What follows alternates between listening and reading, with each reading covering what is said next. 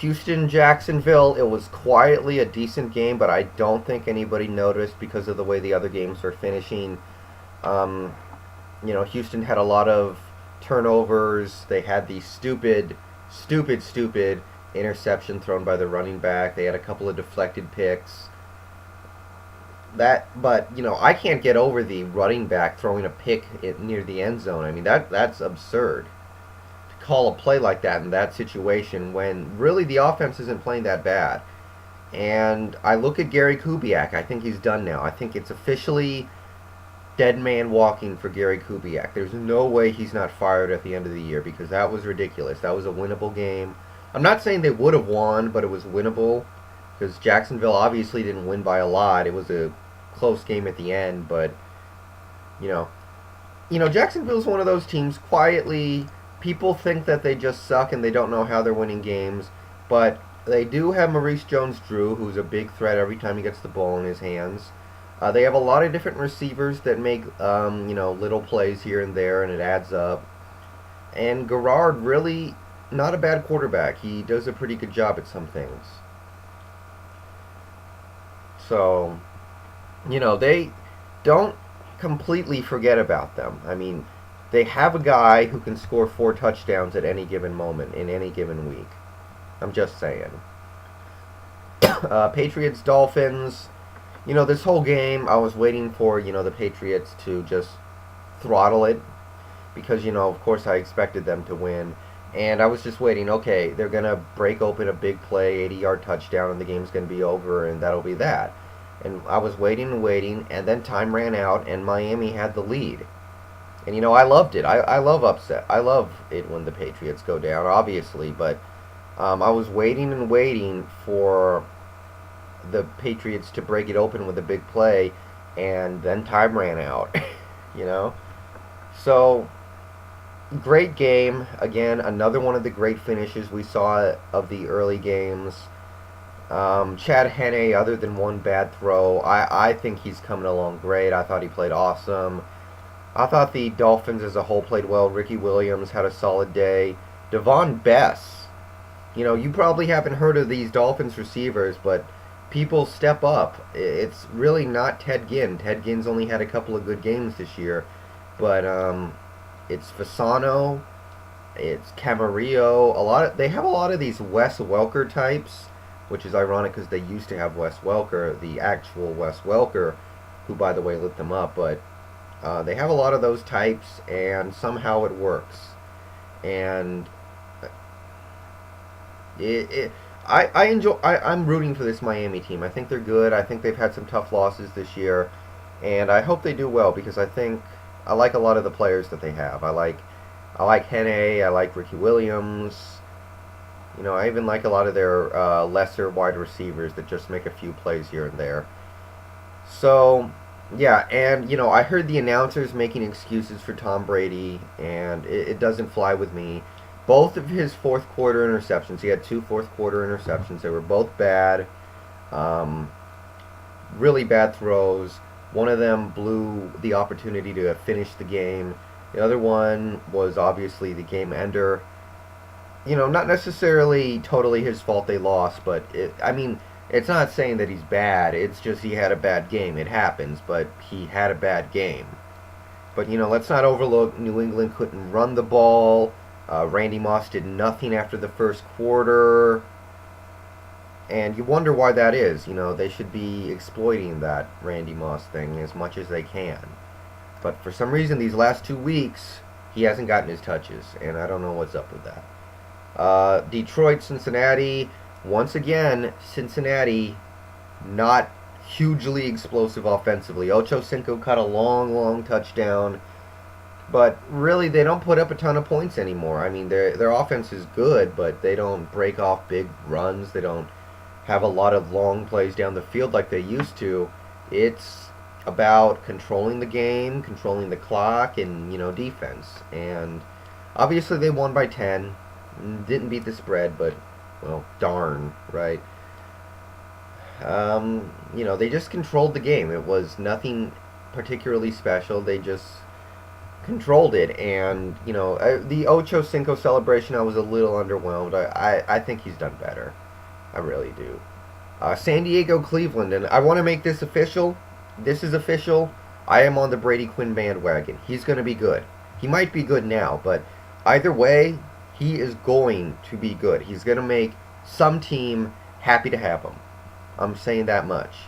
I'm sold onto Brady Quinn. Dude is good. Even last week when he was sucking it up against Cincinnati, I thought to myself, he's got a swagger. I like what I see from the new Brady Quinn. And he's going to be good. I'm sold. Anyway, Brady Quinn kept Cleveland in this game. They almost pulled it out. 30-23, a lot closer than most people thought it would be. I really thought this would be a beatdown, but yeah. So, looking at it, obviously San Diego played well early, and then Cleveland kind of stormed back near the end, so you question the legitimacy of that. But at the same time, San Diego did play really well. Tomlinson was serviceable. Rivers had an awesome game, like, he does a lot these days. But really the defense, I really thought the defense was going to be able to blitz the crap out of Brady Quinn. One sack. One sack all day. Cleveland had the same number of sacks, I think, so, again, I'll say I'm sold into Brady Quinn. I don't think it's pathetic that San Diego got carved up by Brady Quinn, but at the same time, this is supposed to be a Super Bowl contending team, and maybe you shouldn't let a close game like this happen, given that scenario. But write that one down. Brady Quinn, going to be good. Cowboys Giants, weird game. Weird game. I feel really stupid now that I switched my pick at the last minute to the Cowboys. Because,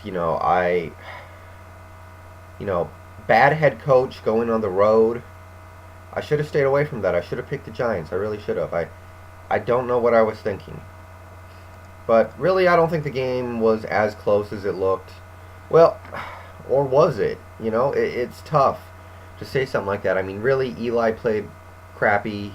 He had one big play to Brandon Jacobs, and if you take that out, it was even crappier. 11-25, he threw an end zone pick. Just, he didn't play well. The Giants never got the running game going, really, it seemed like. And there was pressure on Eli. They didn't necessarily sack him a lot, but there was pressure, I thought. Really, the only offensive player on the Giants that I thought played that well was Steve Smith. Steve Smith had a great game. And, Jacobs with that one long play, I guess you could say that was good, but on the whole, he wasn't running the ball that effectively. And, yeah, I mean, it's kind of bizarre that the Cowboys were able to, throw the ball all over the Giants, but they still made just enough mistakes to lose. And, I'm looking at the Marion Barber fumble, which was ridiculously poorly timed, and really kind of sort of cost them the game. I really feel like if Barber doesn't fumble that ball, it changes everything. But that's what he's been doing lately. Quietly, Marion Barber has been fumbling way too much lately, and it's a problem. And I've heard some Cowboys fans say, maybe we need to trade this guy, and I know that sounds crazy, but I see it. I really see it. But you know what? The Giants absolutely deserve to win. They got a big play in the punt return game, and, when you make plays like that, you're probably going to win. So, just a bizarre game, I think. Vikings, Cardinals, I forgot. Brett Favre in December. The game was outdoors. It was good weather, but still outdoors. I forgot he does this. I bet on Minnesota. I felt great about it. I thought Minnesota was going to win easily by a large margin.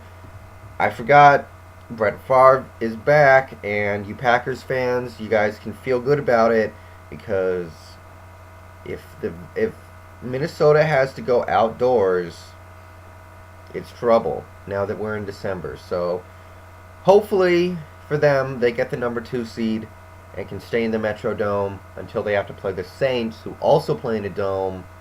But, he's a 40-year-old man. He's going to wear down, and it slowly looks like that might have been happening, because I saw something against the Cardinals that I didn't like at all. The way they played that game, terrible game plan. Really the whole team played like crap.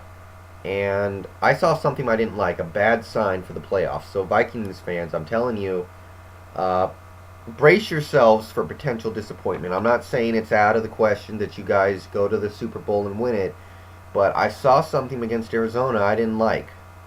Because Arizona's good, and they showed why on Sunday night, but they are flawed, and Minnesota couldn't take advantage of those flaws.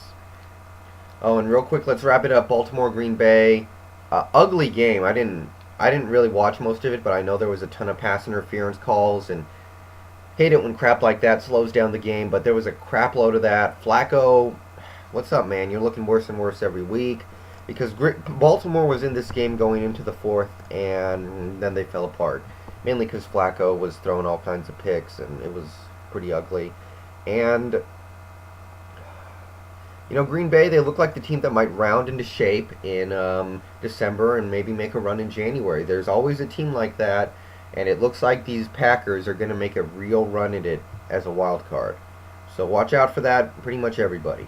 All right, I'm done. See ya.